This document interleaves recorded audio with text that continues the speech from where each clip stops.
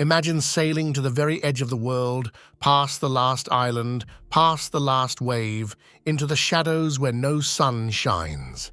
That's exactly where Odysseus is headed next.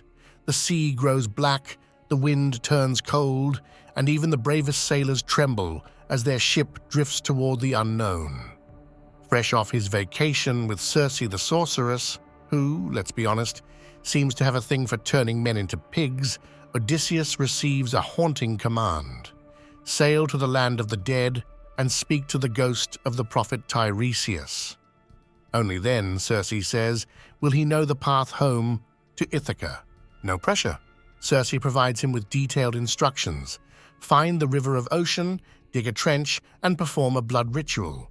So yeah, it's not your standard vacation itinerary.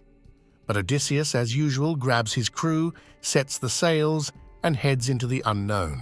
They arrive in a place of gloom, a land cloaked in perpetual night, where the air feels heavy and time stands still. Odysseus performs the eerie ritual, digging the trench, pouring milk, honey, wine, and water, then sprinkling barley. Finally, he sacrifices a black ram and ewe, letting the blood seep into the earth. It's basically the ancient Greek version of opening a portal to the spirit realm. And just like that, the ghosts arrive. The first spirit to emerge? Elpenor, one of Odysseus's own men who had drunkenly fallen off Circe's roof and died. No one noticed he was missing. Awkward. Elpenor begs Odysseus for a proper burial, and Odysseus, filled with guilt, promises to return and honor him. Because if there's one thing you don't want, it's a haunted ship. Next comes someone far more personal. Anticlea, Odysseus's mother. He didn't even know she was dead. She tells him she died of heartbreak, waiting for him to return. Odysseus tries to embrace her, but she passes through his arms like mist. Her voice, her memory, it's all he can hold on to now. It's a chilling reminder of how long he's been gone and how much has changed. Then comes the ghost he came to see. Tiresias, the blind prophet, who, despite being dead, still holds more wisdom than most living beings. Tiresias drinks the blood and begins to speak. Beware the wrath of Poseidon, who still holds a grudge over that Cyclops' eye situation. Don't touch the cattle of Helios, the sun god. If you do, your crew will die. And if somehow you make it home alive, there's more danger waiting there. Odysseus listens carefully, taking mental notes like a student cramming for a final exam in tragedy. Still with me? Ghosts, gods, pig transformations, this story has it all. If this mythological madness is your thing, go ahead and like the video and subscribe to the channel. Otherwise, Circe might turn you into a pig. Just saying. The parade of souls continues.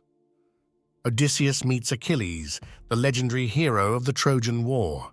Achilles admits that he'd rather be alive and a nobody than dead and remembered. Even in the underworld, Achilles is a mood. He sees Agamemnon, who shares his tragic tale, murdered by his wife upon returning home.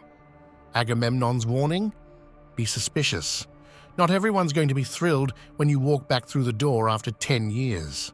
There are others too, great kings, warriors, and even the tormented souls being punished for their sins. Tantalus, who reaches for food and drink he can never have. Sisyphus, forever pushing a boulder uphill. The underworld isn't just a place of shadows, it's a reminder of fate, justice, and what happens when you cross the gods. Odysseus grows overwhelmed. The ghosts keep coming, reaching for the blood, clamoring to speak. Fearing he'll be trapped among the dead forever, he rushes back to his ship.